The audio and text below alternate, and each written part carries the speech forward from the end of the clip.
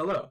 Today we're going to be discussing the dew and bubble temperature and pressure of a binary mixture of toluene and benzene.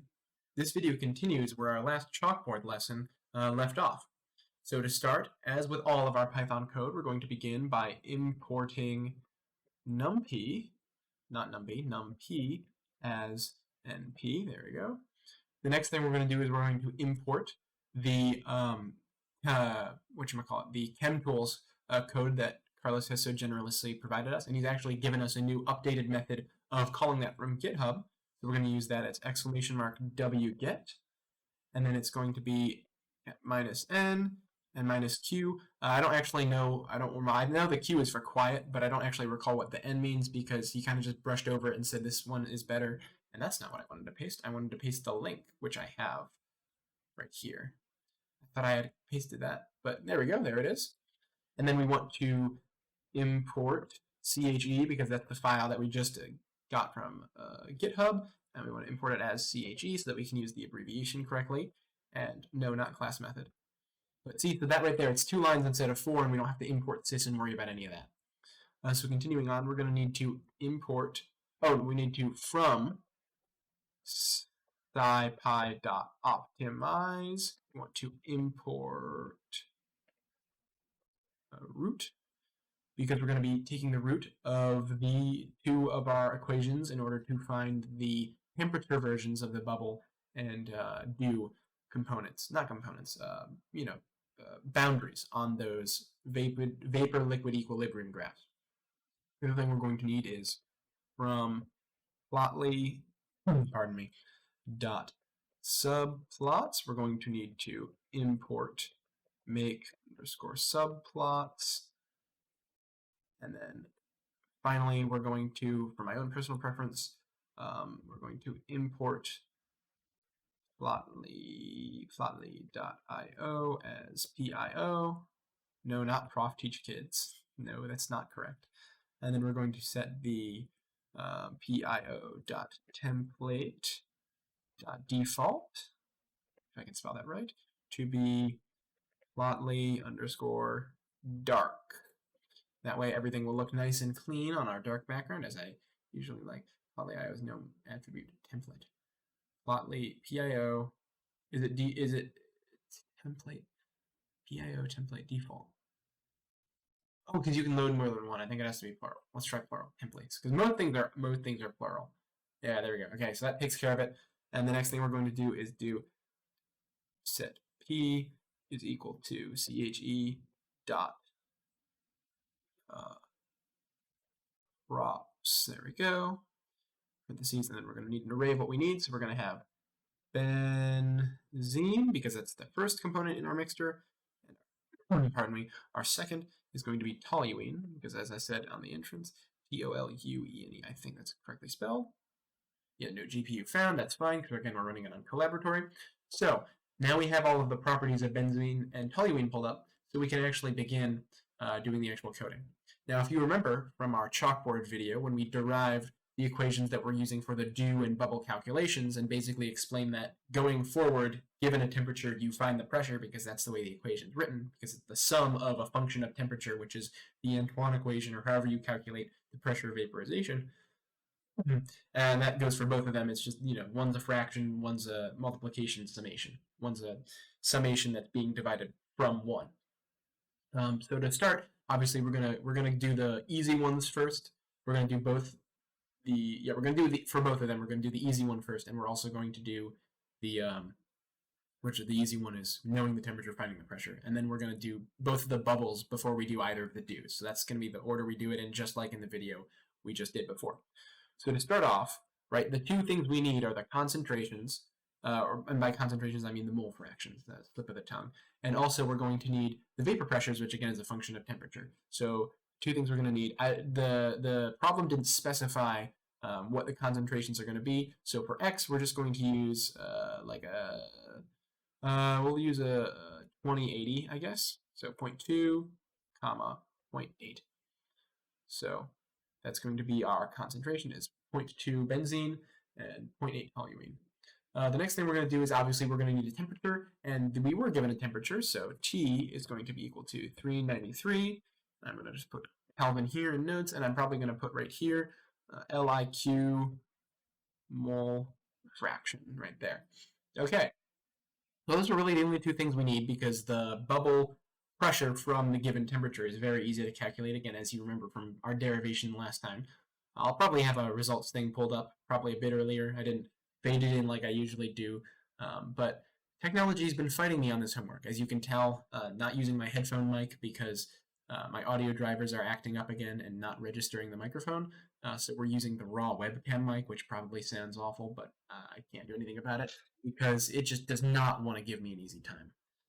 Anyway, all that aside, we're going to begin by defining a function. We're going to call it bubble P because we're looking for bubble P. And the only things we're going to need are our X and our temperature, our mole fraction and our temperature. So what do we do? Well, we want to return. This is going to be a one-liner. It's pretty easy. We're going to return. Well, what do we want to return? Well, we need to do the np.sum because you remember it's a sum. And then what are we taking the sum of? Well, it's simply going to be X, each of the component mole fractions multiplied by their own pressure vaporization. So P dot Pvap is a function of T. So if I save this, just double check it with my eyes, we're going to take the properties. It's going to be an array of properties, and then each of the pressure vaporizations of each of the substances at that temperature will be an array, a 2 by 1 array. And then we have an X right here, our mole fraction, which is also going to be a 2 by 1 array. So we'll multiply each of those items individually and then add them all together, and that will be our pressure. So we can test that right here. We do bubble E of what we just do X and T. Right here, we will get only integer scalar arrays can be converted to a scalar index. Did I do something wrong? Maybe was that the issue? No, integer scalar arrays, 0.2, 0.8. I think that's an array, and that's a it's not an NP array. That's the mistake. NP array. There it is. I was like, well, it's definitely they're both 2 by 1 arrays. It's just this one comes out as an NP array, the other one does not. There we go. So now we do, and we have a device array. So we're going to want to. I don't know what the device array is. Is it a? Well, that doesn't really matter because we have if it's an array. If I say 0, will that work? No, it doesn't. Okay, because it's not an actual array. Well, don't worry about that. The point is, we do have our final answer. At that temperature and those concentrations, we get 164,000 pascals, which makes sense. So anyway, we can get rid of this and continue with our coding. That was easy, very simple. Again, when we know the temperatures, since it's a sum, we just plug it into all of those individual indices in the sum, smash them all together, and then we're good. Now, to do it the opposite direction, if we know our pressure and we're trying to find the temperature, it's going to take a bit of root solving to say, here's the final answer. Keep cycling through our T's until we get the one we want. So the pressure we're going to be working with, because we're going to define it right here, is going to be 150,000 pascals. I'll make a note right here, PA, just for safekeeping. And the next thing we're going to do is just define our function, which is going to be bubble P, bubble T. I was autofilling it, and my brain went, yeah, that sounds right. So the next thing we're going to need is the same thing, X and P. And here's the thing that's interesting, because again, bubble T, they're both going from liquid to vapor, so we don't have to worry about switching X and Y's yet, because we're still using liquid mole fractions. But we need the pressure. So what do we want our bubble to do? Well, if the end goal is to return, I can spell it correctly, R-E-T-U, yeah, it's right there, return, we want to return the solution, right? We want to return sol. So, and it's going to probably be, I think it's going to be .x, and then it's going to be 0, something like that. So this is what we want to return. So we have to set up the root solver above that. So we're going to have to do a root of, and then as we remember, the root needs a function to call. So before we can actually do this, we're going to need to actually create a function that we're going to run. So I'm going to define something called solve me, and that's going to be, well, what do we want? Well, we're going to need the function to take an x and a pressure and a temperature because, well, actually, now that I think about it, because we're going to be running the bubble p within this solving function. So we don't need any of that. And it has to be taken in as a vector as well. So we're going to do vec. That's the other thing I remembered. The vector, because again, root, when I was saying, it takes in a function and you give it a initial in the form of an array. So we're going to want this to take something in. We're going to decompose the vector into what we need. So what we need is to run our bubble p iteratively, just run our bubble p with our guess, and then come out with the p. So what we're going to do is we're going to do bubble p of, and bubble p to run needs our x and our t.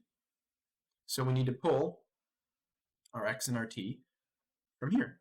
So we say x t is equal to vector, but then we remember that because we're pulling in our x in bubble t, it will already be defined in here. So we don't actually need to specify it down here because it will already be given. So instead, our vector will just be a single, pardon me, a single item array, because again, we don't want that to be varied. We only want the thing that's coming in, the only input. We only want the input to be varied here. So we only want p to be changed. So anyway, we're going to run t bubble p. However, again, we're doing a root solver, so the end thing is going to be pushing it towards 0. So whatever the pressure the bubble p comes up with, we want to be equal to the pressure that we're eventually going to output, p, right here. So we want the difference between what our prediction or our iteration says and p to approach 0, because that will mean they're approaching the same value. And of course, since we need to close off the solve me function, we're going to put all this in as return. And then we need to return this. But the thing is, again, remember, since we're inputting an array, we also have to output an array. So we'll do that. We'll bracket them.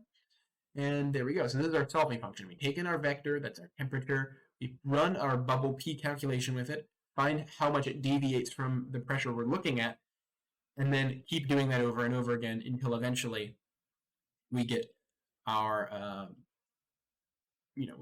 our temperature, which makes this 0.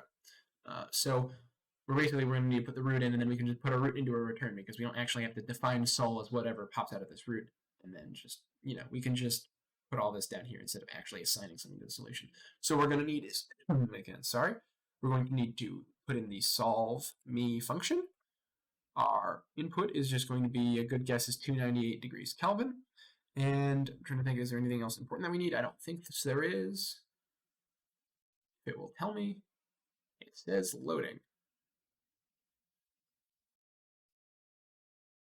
You gonna tell me what's next or not? No, it's just gonna sit on loading. Well, that's kind of how all of the tech has been for me today. So that's not exactly strange. So can't think of anything else we need to do. So this right here will spit out all the information, and the specifier we want is going to be right there. So I think if we do this, this should also be in working order, and we can test it. Just to double check, since we know that the previous one was around 164,000, if we run t bubble p, bubble t with x, and then instead of using the actual pressure we want to look at, we say 164,392. And you can see that's within a very close margin of 393, so that's what we'd expect.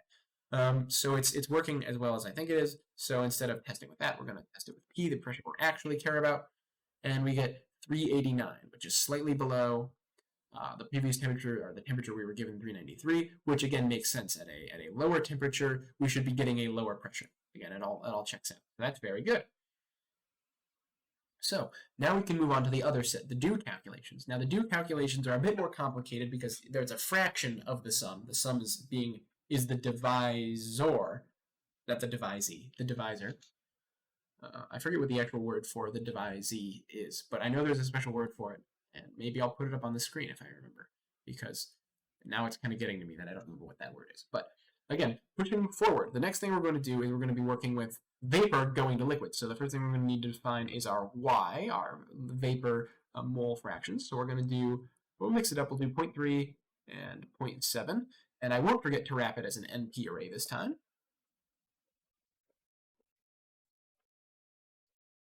we go. So that's our y. And since, again, we're going to be using temperature and pressure, which we've defined previously in our column of code, we don't have to worry about any of that. So what are we going to do next? Well, we're going to define our function, which we're going to call do p, because, again, p is going to be the straightforward version. And we're going to take in a y and a temperature. And what are we going to do with that? Well, as we can remember from the previous work on the blackboard, which, again, I have pulled up, and I'll pull up again since I probably put it away during the coding that wasn't super involved. We have 1 divided by the summation of all of the vapor fractions divided by their what's the word? Vapor pressures. There we go. That's the word I was looking for. Vapor pressures. So all we're going to do is, again, take that code and put it into here. So we're going to want to return. What do we want to return? Well, we're going to take 1. Again, so that's the first thing. And we're going to divide it by 1 divided by np.sum. And then what are we going to do with the summation of? Well, that's going to be y divided by p.evap. It's a function of temperature. And I'm pretty sure that this will, again, go not index by index, but entry by entry in the matrix and divide each y by its corresponding pvap in the array. And so this should just go 1 by 1. And again, we're going to check this because I already caught that 1 or 2 array errors earlier. Do p parentheses y t device array. That is good. That's exactly what we want to see. So, again, we can get rid of this. And I deleted the wrong one. Okay. We will just roll with it. So now we're going to do, again, the same thing, but reversed, where we start with a pressure that we want to hit, and then by using root solver, we can find the T, which gives us that pressure. So we're going to define the do temperature, and then colon, and we're going to do the same thing here where we have a vector. And for right now, we're just going to copy this code right here, and then we're going to put it into our own devices. So we're going to call it solve me 2 because I'm creative. Again, we're going to have our we don't actually want to vec it and do t. We want y, and we want our pressure because we're given a pressure. So now we want to do this right here, where we're going to do the same thing. This is all going to be the same. The only thing that's going to change in here is instead of doing a bubble p, we're going to do a do pressure calculation. For instead of x, it's going to be y and t. And again, since y has been defined beforehand up here, when the solve me 2 is being iterated by root, it will say, okay, t is put in the vector, y has already been defined, p has already been defined up here, and this should be good because root solve me 298. I think that's all good too. So let's run it. So let's see, do t of y, and again, remembering the previous one, which was, I don't actually remember, but we can just run it again up here to get that, because I want to, double check. Do p of y t 157, 108. So if I do 157, 108, you should get solve me 2. Oh, see? And there was something right there. Now go this, 392, which is about 393, which again is what we expect since that was the basis up here. So these both appear to work. Before we do this, we're going to move on. Before we move on, we're going to just run the actual pressure through here, delete this, and see if we get 391, which is actually pretty close to 393. So these are very similar. The temperature and pressure are much closer for the do temperature than they are for the bubble temperature and pressure. So now that we have all this, we want to graph it, because obviously being able to spit out a single one on command is cool, but what's really cool is when you can do that iteratively and then plot it, and it'll all look very nice and fancy. So the first thing we're going to want to do is we're going to want to make our range, because we're going to look at many different concentrations of our two components. So just like we specified up here that x is equal to 0.2 and 0.8, we want to look at 0.0 and 0.0 and 1 all the way to 1 and 0.0. So how are we going to do that? Well, we're going to start by making an array just of decimals from here to here. So we're going to call that z1. We're going to set that equal to np.linspace. And what do we want that linspace to be? We want it to be obviously from 0 to 1. And we're going to want to do it, oh, I should probably just safety proof these points. And we're going to want, I'm going to do 31. I know in class we did with 11 because that would be 1 for each endpoint and then 9 in the middle for all of the point ones. I'm going to do 31 because I'm adventurous. Now the first thing I'm going to do is I'm also going to indicate a z2, which is going to be 1 minus z1. So that's just going to be the opposite. So whatever this z1, we're going to have a list of from 0.0 to 1 of the benzene, because that's our first one. And toluene, the z2, is just going to be whatever benzene was, but whatever benzene isn't, essentially. The toluene knows what it is because it subtracts everything from what the benzene is, and everything the benzene is not, the toluene is. So yeah, so the first one we can do is really simple because it's just a very simple calculation. We're just going to do all of the bubble p's because it's, this is the function essentially, right? We can just do this, but for every single like z1, z2 pair. So that's very simple. So we're going to call this the bubble p underscore list. Set that equal to, so how do we do this iteratively? So instead of actually using the sum function, which I guess you technically could, but since there's only 2, it's a bit easier to just kind of think about it while writing it out. Well, we're going to want whatever the concentration of this one is, so z1, because again, this is going to be an array. So since it's an array and we're just doing a bunch of multiplication, it's not really a problem. We want all of the z1s multiplied by p dot pvat of t. And again, p is the specified temperature because bubble p is at a locked temperature, plus, and then we're just going to do the exact same thing here, but with z2. And here's the thing, since pvat is an array of both toluene and benzene's properties, we only want benzene for the first properties because z1, I'll indicate that right here, benzene, mole fraction, and this one is tol, mole fraction, right there. So we want 0 here because that's the first entry in the list, and then we want 1 here, which is the second entry in the list, or in the array. And so we just say what is bubble p underscore list.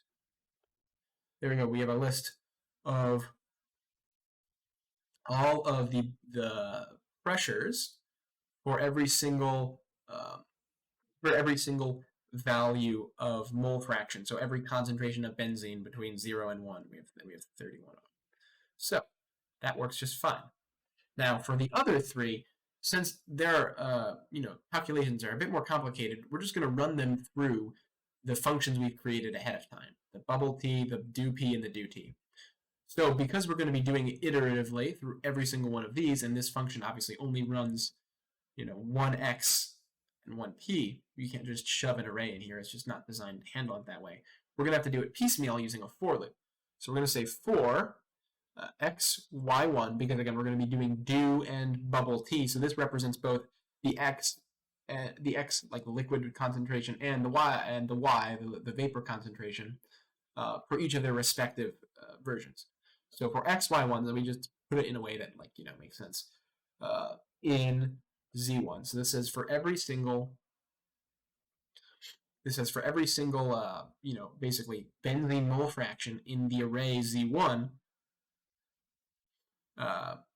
take one of them and set them equal, and basically set that as to this. So it's basically saying for every single entry in z1, so every single mole fraction. And then first thing we're going to do is just like before where we define z2, we're going to define xy2 as equal to 1 minus xy1. So there we go. Now we have the counterpart. We have toluene.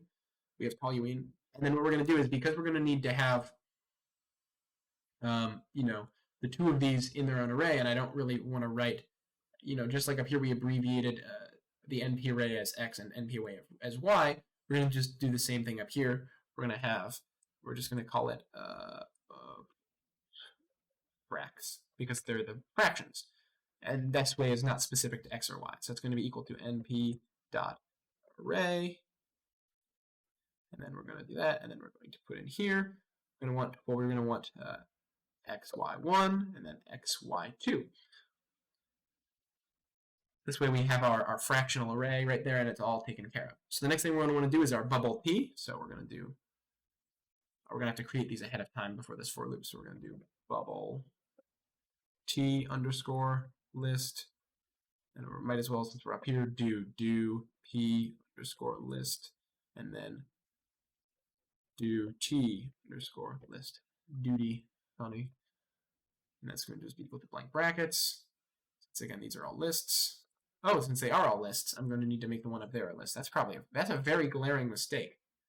Well, no, we don't, because this is an array and this is an array, so it's two arrays, and then we're just adding the arrays together, so it's fine. I was like looking at this, like, wait a second, we didn't make this in an array, but we don't need to because it's already an array multiplied by a constant number, since we're pulling a specific entry out of this array. So it's really just an array times a constant, which again it will do piecemeal because that's how arrays function. So now that we have all of these created, all we want to do is we're going to again, for every x and y1, we're going to run the respective function and then add that to the list. So we're going to do, if I just copy this all right here down to here, and then say, instead of, we're going to want to also tab all of this so it's within the for loop dot append. So what do we want to append? Well, for the first entry in the bubble t list, we want to use the first entry in the z1. We want to use the first entry in z1, which is going, again, why we're using the for loop. So all we're going to do is we're going to do fracs, because that's for this, since this is bubble, we're using the x. We're considering that number as an x mole fraction, the liquid mole fraction. And then all we're going to need is the pressure, which again, we're specified up above. And obviously this is going to have to be, I kind of forgot to say, this is, bubble t, the function running this. So there we go. And now we're basically going to do exactly the same thing for you and for you, obviously, except instead of being bubble t, you're going to be do p, and instead of p, you're going to need temperature, and then you are going to be do temperature, and you are going to need the pressure. So I think that's all of it, because again, this will calculate the specific the temperature or pressure, depending on what we're looking at, for the given opposite value, and then it will, doing that with the specific fractionation that is described by z1 up here that we just used for bubble p list as the example, and then it will just run through all of them, calculate them. So I'm going to get rid of you because you're distracting. Go away. I'm going to run this, so that should all be done, and we can check that by just saying do t underscore list. It should, there we go. What will we get? Here we go. Look at that. We got a list. So as the concentration of benzene increases, we see that the temperature at which the first liquid will form will decrease, which kind of makes sense because benzene is the more volatile of the two. And since it's more volatile, its vapor pressure will be lower, and so it will kind of hit that threshold. It will hit that threshold sooner. Since toluene is harder to evaporate, it will take more energy to evaporate, and then obviously reverse, you'll have to suck more energy out to make it condense. So I think that makes sense. Yeah. So now that we actually have all of our input arrays, which is just z1, because again our x1 and y1 are based off of z1. They're literally just copy and pasting this essentially, but doing it in a way that's iterative. So now we just have to make our graphs. So we're going to do fig1 is equal to make underscore subplots, and we're going to want them side by side. So we're going to need to do rows is equal to 1, columns is equal to 2, and then we're going to want to say the title, which is going to be where is the title? Row titles or column titles? I think it's just title. No. Maybe we want subplot titles. There it is. Subplot titles. We want it to be equal to.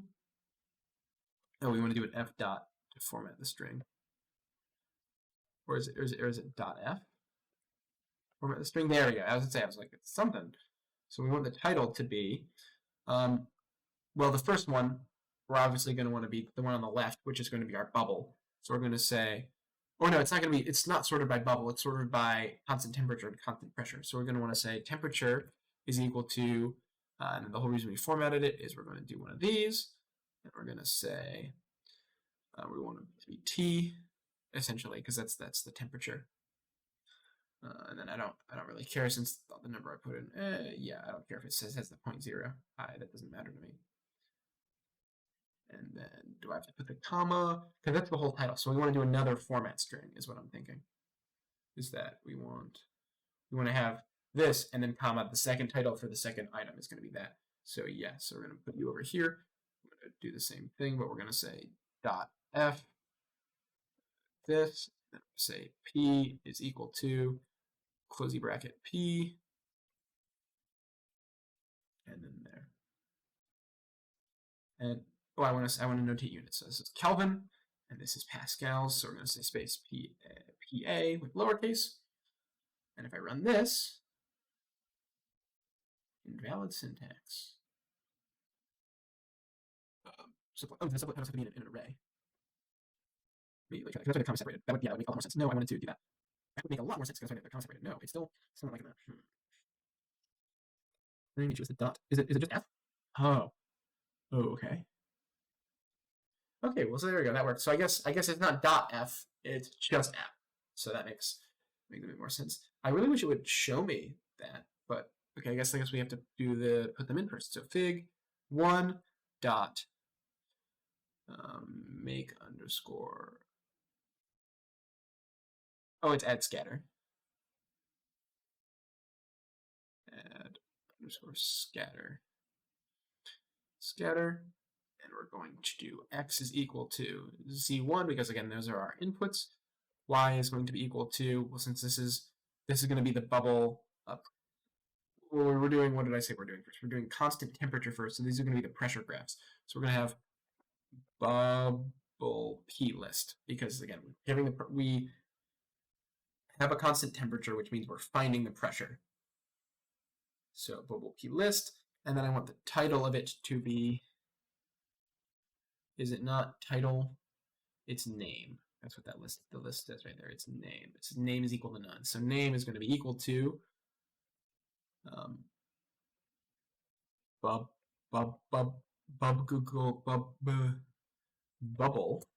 p.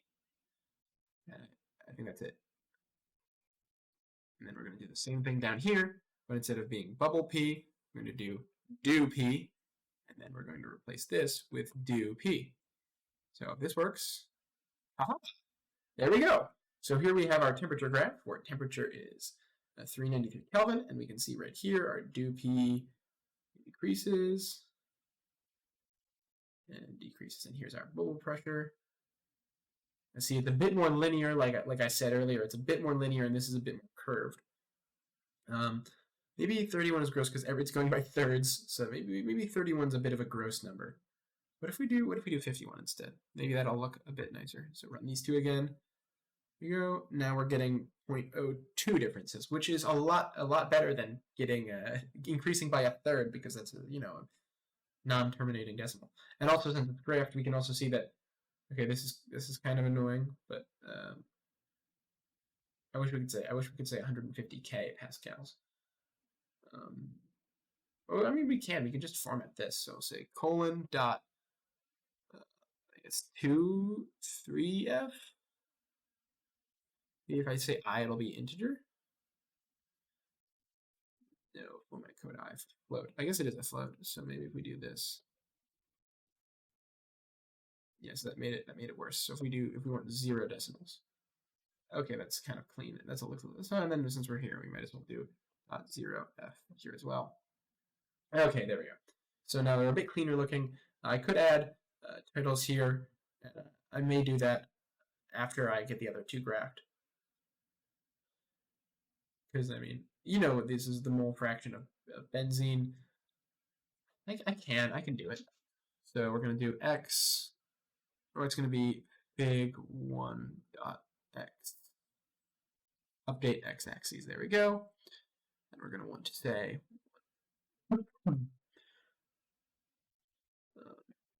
Is it name?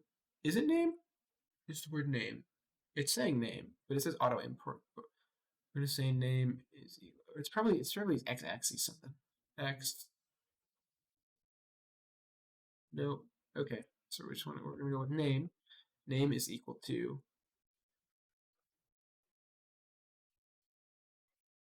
x1, y1. That in there. Will this work? No, it's not. And now it's giving me a bunch of advice on which one it is. I mean, if it's, I would say, hey, put name in. I don't know why would you tell me to put the name in there if that's not actually a title? I'll say title here.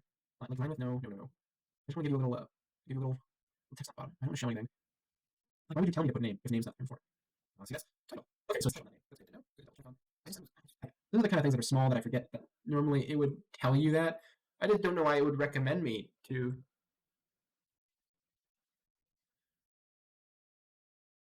Yeah, there we go. Okay. Yeah, like why would you tell me, hey, you should use the word title here, and it's like actually we don't want you to do that because that's not applicable. PA. There we go. So we've got our pascals over here. We've got our x1, y1. So now all we have to do is basically do the same thing, but for the temperature, the bubble temperature and bubble temperature and dew temperature graphs at a constant 150,000 pascals.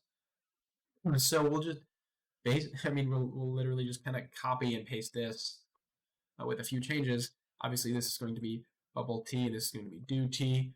We're going to need this to say bubble T and dew T. And we're also going to want to put them on a separate graph. So what we're going to do over here is say, since they're both in row 1, we don't have to specify rows. And that's the reason why we didn't specify columns either, because they're both in column 1.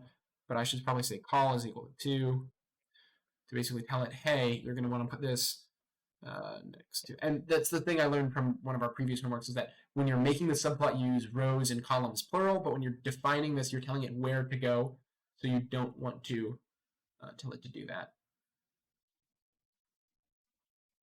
And then we'll just paste this down here because I want this to also, actually I don't have to, this should make all of the titles, all the x-axis titles x1, y1, which is good. I just want to make sure that this one only does it to col is equal to 1. And I want to do this a second time down here. Say make the column on the right Kelvin. We'll write out Kelvin. And we'll write out pascals because we're nice. And we want this to be in column 2. And I think this will give me what if I'm seeing what I'm seeing in my no, it didn't like it. Oh yeah, okay, so I guess you have to specify them both. You can specify none of them. Rho is equal to 1. But you have to specify either 1 or none of them. Which I guess makes sense. Aha! There we go. That looks quite dashing. As you can see, they're kind of inverses, but they're not quite inverses because this one's a lot curvier than this one is. So they're not. It's not like I mixed up the data sets. But as you can see right here, these are our graphs. Here's our bubble pressure and our dew pressure, and then our bubble temperature and our dew temperature. Oh man, this looks nice. And again, it makes sense because increasing temperature gives you a propensity towards being a vapor, while increasing the pressure gives you a propensity towards being a liquid. Because again, increasing the pressure squishes the molecules together, makes you want to be a liquid. Heating it up makes the molecules more excited and vibrate more, which is going to correspond to being closer in behavior to a gas. So it makes sense that the bubble pressure is up top here, but bubble temperature is down here because they would have inverse effects. But overall, I believe that's it for this video because we've graphed it. Everything. I mean, our graphs look beautiful. They're amazingly high definition with those 0.2 mole fraction jumps for each one, and they're segregated by temperature and pressure. So yeah, thank you very much for tuning in and hanging on with me through all these technical difficulties this homework. I really appreciate you watching. So thank you and have a great evening. Goodbye.